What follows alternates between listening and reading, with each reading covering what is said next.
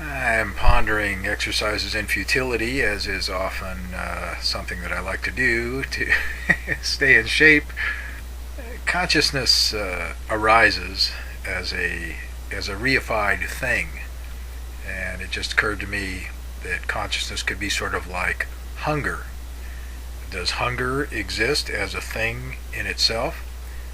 Hunger is a state of being when organisms are hungry. To go looking for the ground of hunger, or how it emerges, or is there hunger after death of the organism?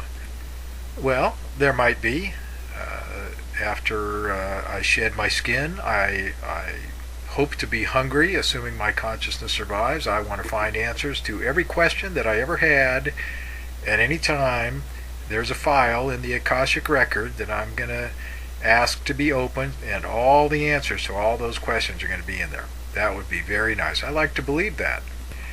And if not, if there's just nothing, that's okay too, because then either way it doesn't matter.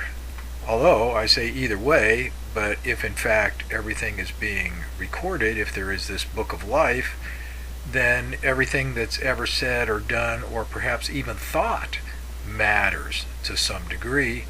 But eventually, after the play is over, when all is said and done and everything dissolves back into the ocean of being, such as notions go, it is very energetic, very dramatic, but did it really matter? Well, yes, it really mattered for as long as it did.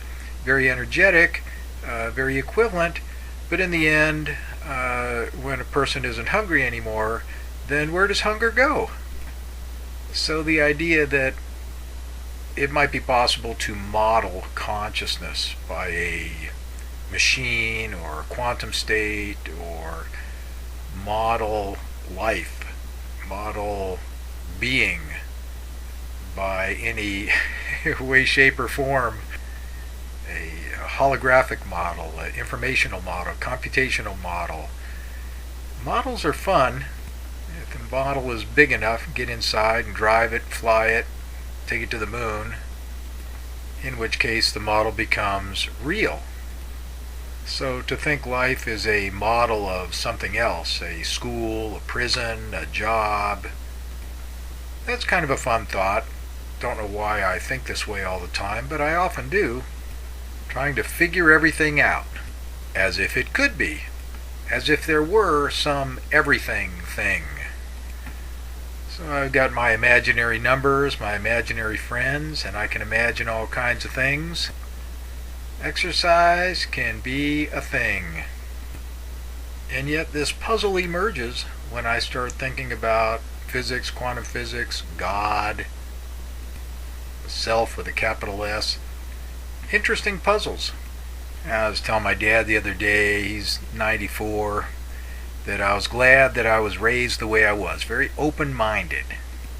And yet I can see how that has a drawback, that if someone were to be raised very dogmatically, they had this unshakable faith, that wouldn't necessarily be a bad thing. They might not puzzle over quite the same kind of puzzles that puzzle me. How can a puzzle puzzle me? Let me count the ways. I can begin with 1.